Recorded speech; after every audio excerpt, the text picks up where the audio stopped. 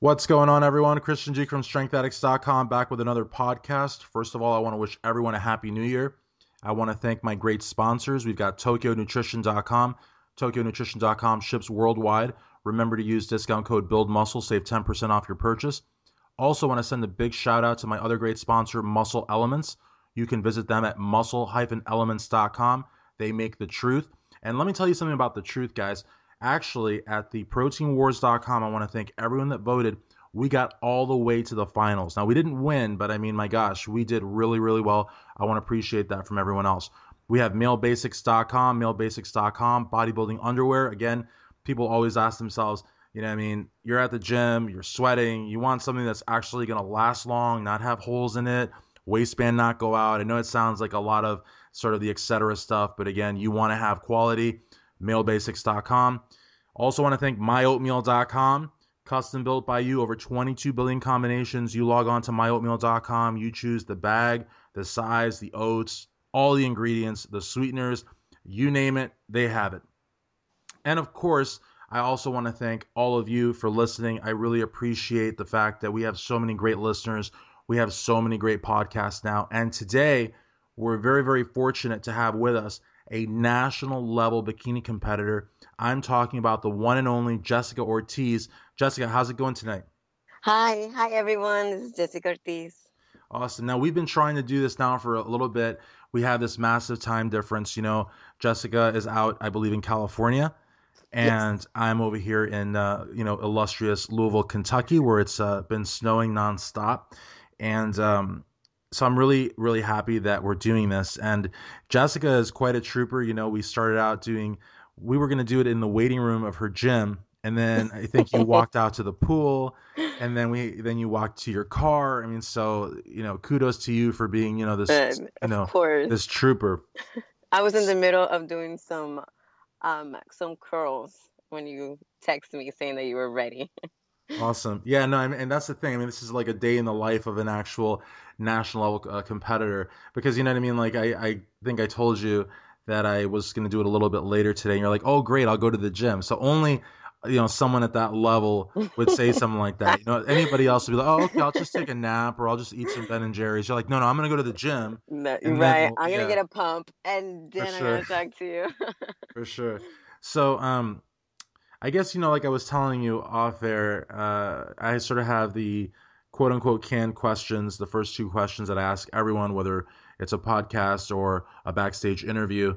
They're canned questions, but I still think they're important questions because I think that the listeners really want to identify with competitors. They want to know your story, and no two stories are alike. So if you can sort of take us back to when and why you first got started training. In other words, and I don't just mean like, going into the gym, for like a random workout. I'm talking about when you really got bit by the bug. What got you in the gym? Talk to us about that. Um, Honestly, I feel like I started like most females. They just go to the gym to do cardio. That's where we feel comfortable. We just hit a few buttons and we're on the go. But I remember I was in my gym at that time, and I was doing cardio, and it was ridiculous because I was only 92 pounds. I had no reason to be doing cardio at 92 pounds. And I will look in front of me and I will see the weight room and I will see a bunch of guys lifting weights and they look amazing. Now I'll look at my physique, and at that time, I I was never unhappy with my physique, but I wanted to take it to the next level. So I asked myself, how can I take this itty bitty body and transform it to something huge, something out of this world?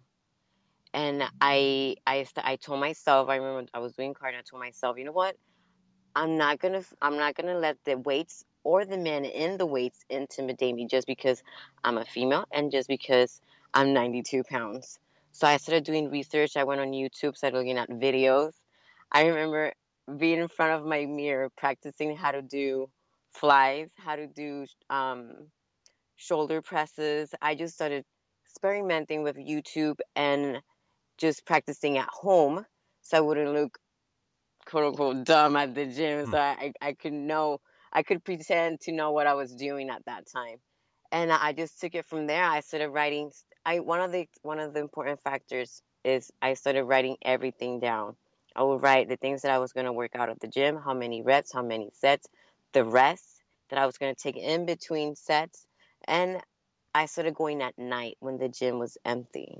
That way I wouldn't feel as intimidated by the weight room, or because the gym was way too packed and like, oh no, I don't know where to go.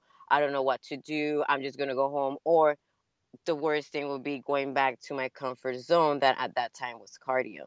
Right. So Now, when you it say that, I'm sorry, I didn't mean to interrupt, but when you said you're 92 pounds, how tall are you? I'm 5 feet tall. I'm tiny. Well, great things come in little packages, as they say. Me. Right. Just kidding. And what I like about too about what you were talking about is that you used YouTube, which I think a lot of people are using nowadays. They're sort of catching on that there's just so much information out there, and you trained at night, and on the one hand, you didn't want to be intimidated, but on the other hand, you really wanted to make sure you knew what you were doing. And I think that's really, really Yes. powerful. And the other thing that I think is very powerful too, that you said, and it's something that a lot of the old school guys did in the 70s and the early 80s, is that you documented everything. So you wrote everything down so that you would learn with your own experience. And that's phenomenal. Yes, I truly believe in the power of error and trial. You know what? If it would be easy for me to follow someone else's workout program, but that workout program, yes, it did work for them, but that doesn't mean it's gonna work for me. So Absolutely. I started trying different things at the gym. There's some like different forms of deadlift. I don't like this. I don't like it. I Mm. would say I don't like it. I'm not gonna do it. I feel like I'm gonna hurt myself. So I switched to Romanian deadlift. I love that. That is like one of my to go workouts, especially for the booty. The booty Right. transformation For is sure. deadlift. I always say I deadlifted my life away because like I said in the beginning, I started doing a bunch of exercises. I kept the ones that did work out for me, and I tossed the ones that didn't. Absolutely. And the thing is also you're a national level bikini competitor, and I'm a very firm believer. There's some people out there that are very conservative and they don't like the term booty or they don't like the term glutes. They certainly don't like the term butt, but the reality of the matter is if you're going to compete in bikini, I'm sorry, I think it's 90% Yes. glutes. I mean, if you don't have the glutes, I mean, I see bikini competitors with beautiful bicep peaks and rounded deltoids and great back, but if you don't have the glutes in bikini, then you're just not going to do well. I mean, I don't think so. You're Now, absolutely right. and the other thing too, for a lot of people, we notice a little bit of an accent. Tell us where you're from, also where you grew up, and where you currently live. Yes, I know I have an accent. Yeah, but it's cute. I was born and raised in Puerto Rico. I came to California when I was 13 years old. That's awesome. Yes, Do you know Mike O'Hearn by chance?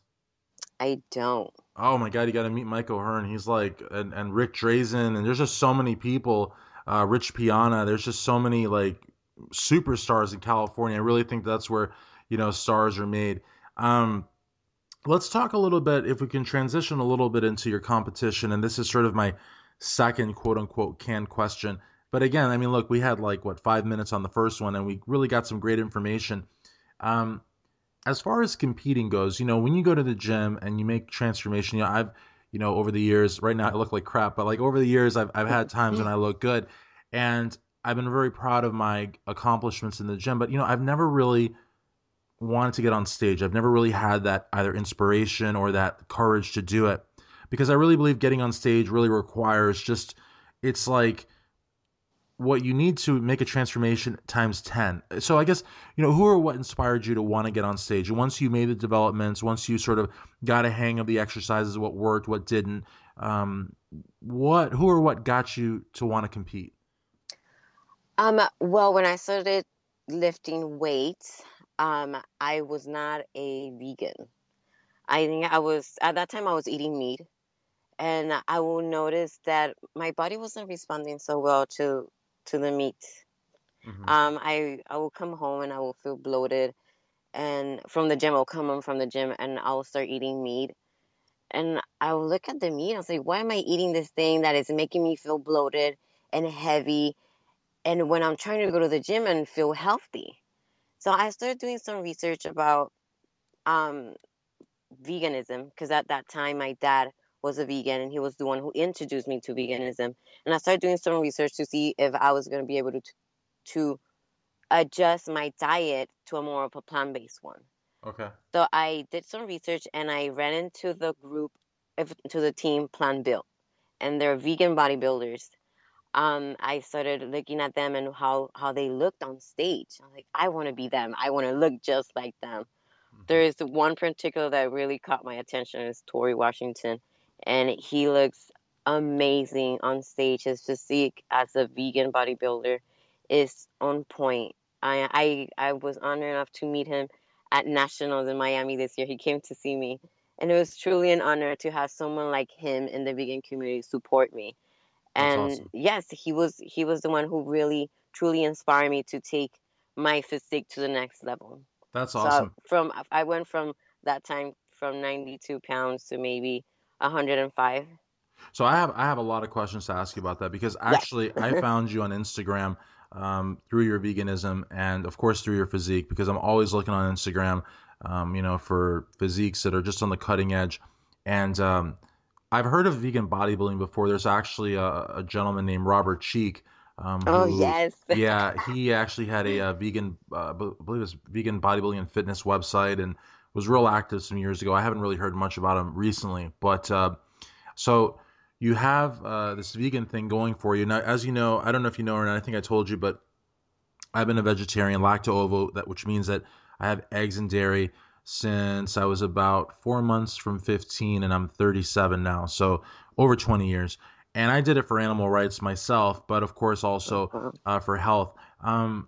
Talk to us a little bit about, so you got on the stage because you were inspired by this great team, and that's awesome. But as far as veganism goes, we've had some vegetarian bodybuilders. Bill Pearl, in fact, is one of the most famous that comes to mind. But vegan is even more strict. There's no eggs, there's no dairy. Um, I'm going to ask you a couple questions that are like pretty stupid questions, really, but they're very very common online and they're very common at the gym. As a vegan, number one, can you build muscle? Obviously, you can because you just said you went from 92 pounds to 105. So, can you build muscle? And number two, where do you get your protein? Yes, you can absolutely build muscle on a plant-based diet. There's, like I mentioned, there's tons of vegan bodybuilders out there who have competed on also on a national level as vegans. And I get my protein from eating a lot of plants. I do eat tofu. That is my main source of protein when I I'm love on it. a Yeah. um even when I'm bulking or when I'm about to step on stage, I have tofu. I'm gonna be honest. I travel with my tofu from California all the way to Miami. Um, so yes, I do eat tofu on a lot of Yeah. it. What do you do? You try? There's certain things that I don't like, but maybe you do. Do you eat seitan at all? I was doing it for a while. Actually, I prep with Satan for one of my shows. Mm, It was, like I said, error and trial and error. right. It was a mistake because I was retaining a lot of water. Mm, I wasn't able to release the water that I had to release for the show. So right. I don't, and I had so much of it that I just don't like it. I'll eat it Yeah. if I'm out at a restaurant, but when I have to make it at home, it doesn't come out as Well, good. So I for just me, pick it out. yeah, I love tofu, but like for example, seitan for me, or Satan, I don't know how you say it. I don't I really mean, care for it that much. And tempeh, I'm not a big tempeh fan either. no, me either. I feel like obviously, like tastes like feet. I don't Yeah, like I it. don't know, I don't like it. Um, what else? Do you eat dewa, the vegan cheese? Um, there's a lot of stuff that I don't eat like that. Processed stuff. I Oh, that's good. So usually you're more actually into the actual plant-based aspect of it because there's a lot of, yes. yeah, but there's also like a lot of vegan products out there that are more processed. Like they have like vegan jerky and they've got like vegan everything really. Yeah, don't Um, get me wrong. I'll still eat it mhm, but I don't but not in I don't contest go prep. out of my way to buy it. Hmm. But if I want to have like a Friday night, I feel like having pizza, then I'll go to Sprouts and then get my vegan pizza. Or if I'm out with friends and there is a vegan option like vegan cheese or vegan pepperoni, or cream cheese. Sure. The list goes on and on. And the thing is that it tastes just like the regular It like really cream and does. cheese. It really does. Yeah. You can't even taste the difference. hmm Now, what That's the about beauty of plant-based diet. now being Latinos, the two of us being Hispanic? Uh, do you eat a lot of like rice and beans? Because I know that makes a complete protein, Mm. right? White rice, black beans is a complete protein. But do you generally eat like brown rice, or do you what do you do as far as rice goes, or do you eat quinoa, or what kind of stuff do you do for grains? I guess is my question. I do jasmine rice, brown rice. If I'm at home and or if I'm going to eat with my family, then we do eat white rice. hmm Then we eat arroz con habichuela, rice and beans, Yeah, arroz con gandule. I've been after the national show, I've been really getting into arroz con gandules nonstop, and I love it. for sure. So yes, I do. Honestly, anything that is plant based, I'll buy it. But hmm the thing that I like to do is that I like to buy. I prep my meals every 3 days. So Okay. every 3 days I get to change like my grains or my carbs for those 3 days. So that way I won't get bored and I won't get Right, you won't get what bored, is and it? it won't become redundant, because I think Yes, that's the yes. big thing is variety. You know what I mean? Like if you can do that, every 3 days you have something like a different, that's great. And the one thing too that I try to tell meat eaters or people considering going vegetarian from our culture, Latinos in general, is that most of the flavor from the foods that we eat, whether they have meat or they're plant based, it's really in the spices. The spices are huge, and Yes. so let's talk a little bit also, sort of segue a little bit, because we could talk about food all day, especially me. Talk to us about, like, we already know when you got started training. We know that you're vegan. We know who inspired you to compete. Talk to us about the federation that you chose and the division that you chose and why. Um, I began with actually my first show was at the LA Fit Expo. Okay. At that show, I had no idea what I was doing, but I pulled through because I got first place. Awesome. So that was my first show. After that, I was encouraged to do the NPC in Culver City. Um, it was more. Yes, I did my research and I figured out that was gonna be the not the easiest because I know it's gonna be an NPC show, but since it was close to home, I wouldn't have to travel, so it was gonna be great on my budget.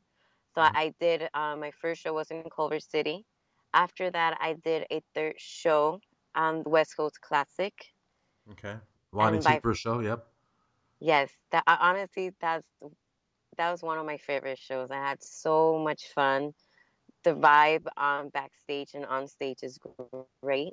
And after that, I took a year off because I noticed that I had to make some changes in my body, and I knew I had to bulk up if I wanted to continue in the bikini division. Isn't that After isn't that ironic though? I'm sorry to interrupt you. I know I said I wouldn't do that, but isn't that crazy that you would have to bulk up for bikini? I mean, that's crazy. Go ahead. I'm sorry. So you took a um, year off. I took a year off to bulk up, and then what I mean bulk up, yes, I had to gain weight, and Mm, I had to make the right changes in my body. I had to make like a full on transformation.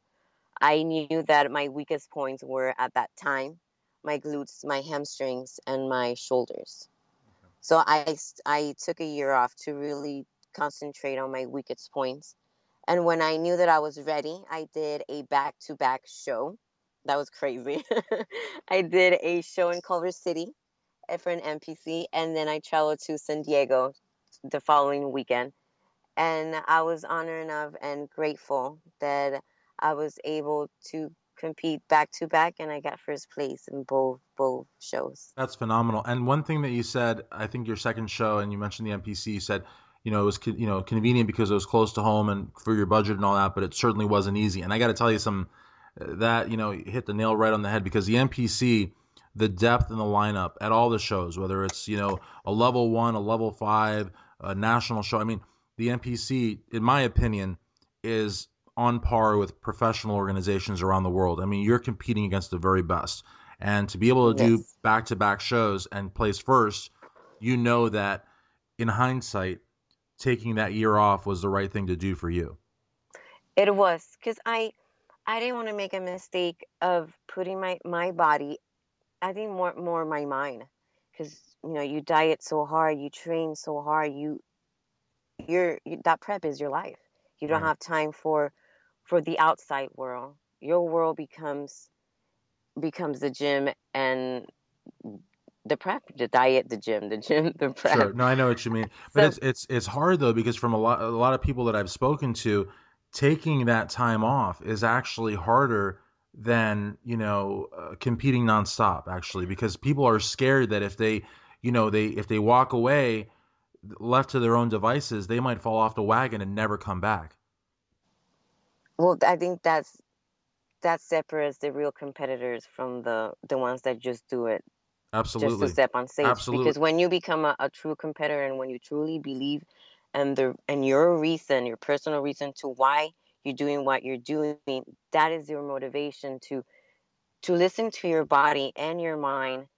Because your mind is going to tell you, like, okay, hold on a minute, like, you need to stop right now, because if you continue on the path to do a show after show, you're going to kill yourself, and you're Right. going to get to that point that you're going to feel drained and you don't want to do it anymore. My balance for me was to take a year off, to focus, to still keep my priorities straight by going to the gym and still diet, but to also invite the outside world in, the one that I put a stop to, hanging out with friends, going out to dinner, just continue my day-to-day habits of going to the gym, but at the same time opening the doors to the outside world. Absolutely.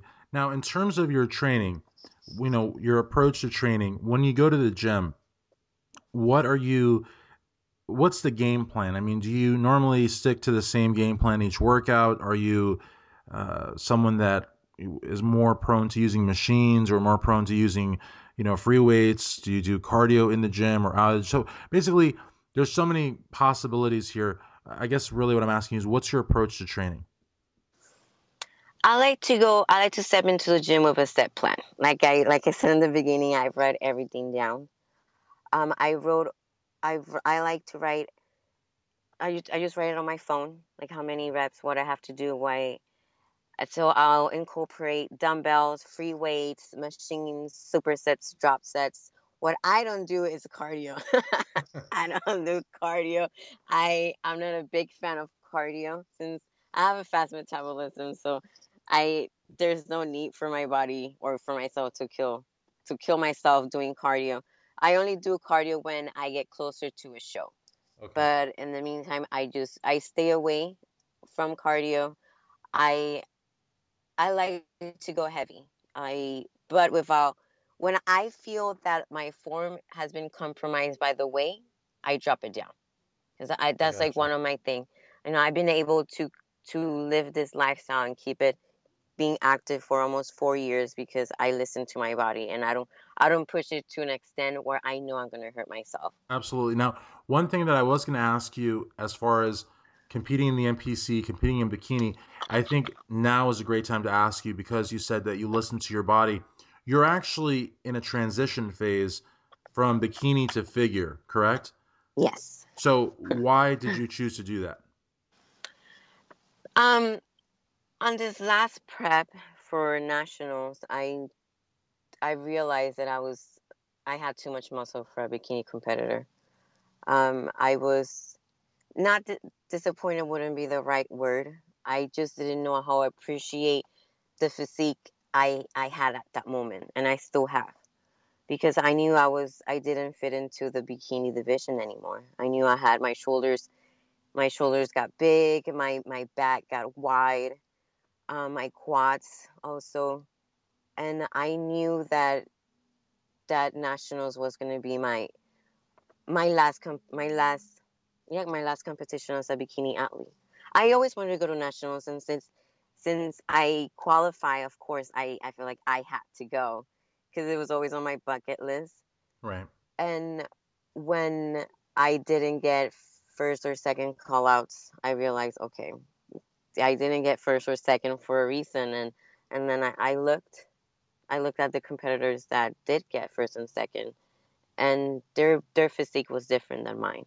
Yeah. So that's when I realized that, okay, I think it is time for me to fully commit to my next challenge, which is to do figure.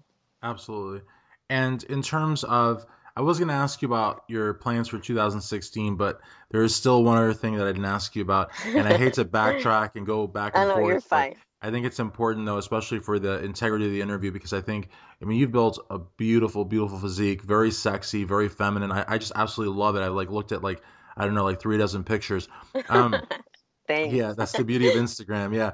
Um, but you, as far as everything for you is written down. Everything for you is very structured. And one thing that as far as your diet goes, that I thought was very important is that you don't really believe in an off season. Like you don't really believe in the value of an off season. If you could talk about that a little bit, because I think that it could actually help a lot of ladies listening to this. Oh, absolutely. I do. I feel off season in my book is when you stop going to the gym, you stop dieting. That for me is off season. I quote unquote, I say that my off season has been 2 or 3 weeks after a show. Then I jump right back into the gym, right back into meal prepping. And yes, you might not have a set date for a show, but you still committed to the gym 110%. And when you're committed to something 110%, your head is in the game. And once your Sure. head is in the game, you're on season. No, and I think it's great too because I think whether you're a bikini competitor, figure competitor, or if you're a guy and you're competing in men's physique or bodybuilding, even if you're not, I'm not saying you should be like stage ready, but be close to stage ready because you never know when an opportunity is going to arise. If a photographer wants to book a shoot with you, if there's some commercials being filmed in your city, if there's a casting call, I mean, it's good to sort of be sort of in that general type of shape because sometimes people just let go altogether. And it goes back to really what you were talking about earlier too about the true competitor. The true competitor is going to come back no matter what, but why put your body through that? You know what I mean? Why add, Mhm. 10, 20, 30 pounds if you're going to have to, lose it, in 2 or 3 months? I mean, that can't be good for the body. Um, as far as 2016, I mean, like we just started a brand new year here, just 12 days in. What are some plans that you have for this new year, competitively speaking? My goal for right now is to do an NPC show towards the end of 2016 as a figure, do my debut as a figure athlete. Okay. It all depends how my body how my body reacts to the new diet, to the new training. But if I come to that point that it's time for me to cut and I don't feel ready, then I'll go ahead and do a show in 2017. And again, I really admire that because, a lot of people in your situation may, at the national level. Here's the thing with me. I mean, again, to me, like I said at the beginning or whenever I said it, the NPC is on par with professional organizations around the world. To me, when you're at the national level at the NPC, you're essentially a pro around the world. I mean, of course, you're not a pro because you don't have the IFBB pro card, but being at the national level of the NPC here in the United States, you're really in a league all your own.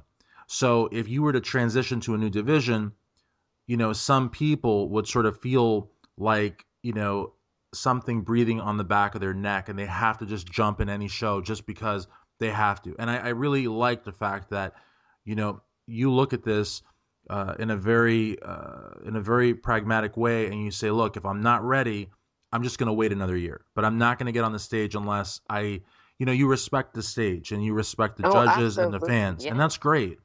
I mean, that's really, really great. And I think that's also a quality of a professional, of an IFBB pro. So one day when you have that pro card, I think it's just great that you have that respect for the stage. Thank you. Yeah, I hope awesome. so too. Now, as far, Because I'm sorry. no, no, go ahead, No, that I please. was gonna I was gonna say that I always tell myself that if I go on stage is 2% the judges and 2% the world, how someone can look as a vegan athlete. And I feel like as a vegan, you know, we have this idea that vegans can't build muscle on a vegan diet. Vegans are weak, vegans are this and that. So I feel that if I'm going to be on stage and show the world, as the NPC world, how vegans look like, I have to be on stage looking my best. Absolutely. And that's the other thing too, when you say for the world, like you could be at a level 1 show, a level 5 or a national qualifier because RX Muscle's there, because MD is there, because Flex Online, NPC News are there. You're really presenting a physique to the world. Everyone around the world has a computer these days. Everyone around the world is following these competitions. And in your case too, the expectation, you set the bar even higher because it's not just about yourself only, but you're constantly referring to the vegan community, and you have you don't want to let them down either. So I feel like the bar is set very, very high for Jessica Ortiz, and that's a good thing. You know what I mean? If you set the bar high, you're always going to do well. Yes. Now, as far as social media goes, again, social media is king right now. Instagram, I mean, your Instagram, you keep it like extremely updated. You have a lot of great photos. You've got links to your YouTube. You've got something like, I believe it's 13,000 followers, which is amazing. Talk to us about your presence on social media and where can your friends and fans go to keep up to date with you? You guys can go under Jessie_vegan on Okay, and we're Instagram. spelling, and that's Jessie, JESSI _vegan, correct? Yes, Okay. yes. And then you're on Facebook also and YouTube, right? You have a YouTube channel? Yes, the YouTube, you can find the link on my Instagram. And see, that's the best thing too, because everything should be. In other words, Instagram should be the foundation. If you go to Jesse's Instagram, it's all there. In fact, I'll read it to you. It says Jessica Ortiz at the very top, vegan athlete, national level. You've got some other people there as well. You've got your Gmail account, so someone can send you an email, which is great. You've got your YouTube, and the pictures that you have there. I mean, they're really authentically fitness related photos, and it's a great page. And nowadays companies, this is something really interesting. Companies no longer really ask, what shows have you won, or how many years have you been lifting. They're like, how many followers do you have on Instagram? And most Yeah. yeah, yeah. and It's and funny because it's true. and most companies, if you don't have at least 5,000 followers, they won't even talk to you. Like, it's like they don't care. You could have like a mantle full of trophies, medals, swords, axes, whatever they give you. If you don't have at least 5,000, Instagram followers, I mean, they might throw you a tub of protein, but they're not going to give you any kind of money. Yeah, I mean, like you could forget about that. So I think it's awesome, that here you are, and here you are as a vegan athlete. A lot of people are probably like, "Oh my God, she's a vegan. I don't want to be bothered with that." But the fact is that you've got over 10 solid thousand. You're closer to 15,000 followers.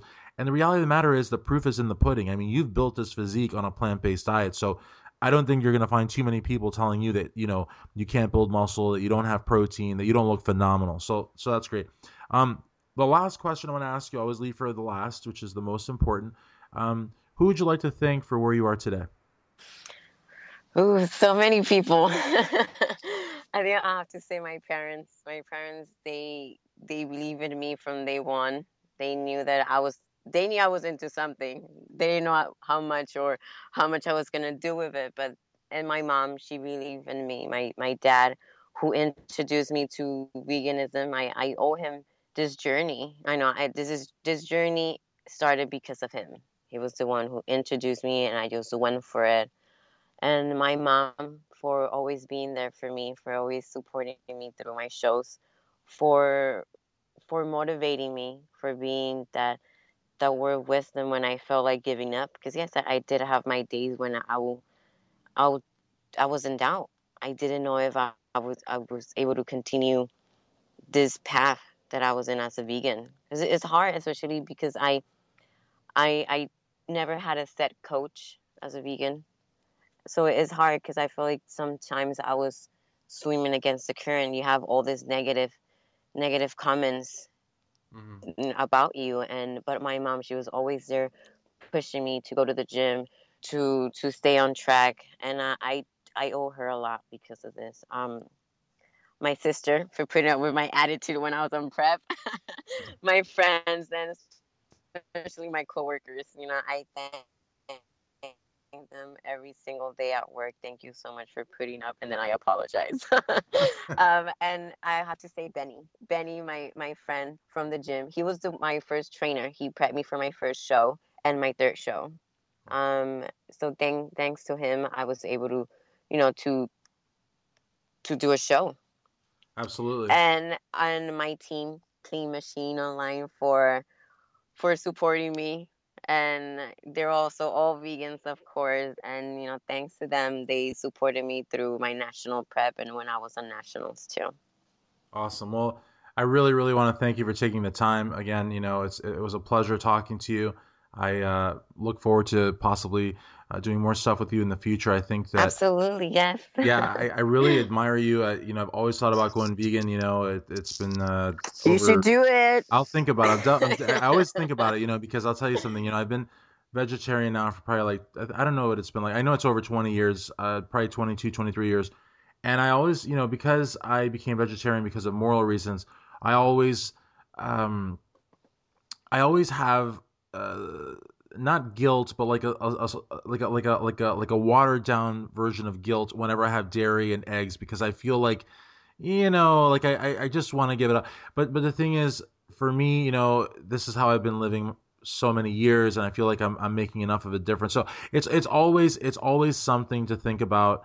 I try to get free range dairy and cage free eggs, and it's always on the mind. But I will say that I have an enormous amount of admiration for vegans and anyone thinking about going vegetarian. It's certainly something to think about, and I just think it's compassionate, and I think it's a very good thing. Even if you're just lacto-ovo like me, I think it's just something to think about. And one thing that I like too is the idea of going vegan or vegetarian for a day. Try it, one day a week. You know what I mean? I think you'd be surprised at how many different types of foods you can eat. But again, I really, really want to thank you for NPC national level bikini competitor, soon to be NPC national level figure competitor, Jessica Yes. Ortiz, Christian Duke, StrengthAddicts.com.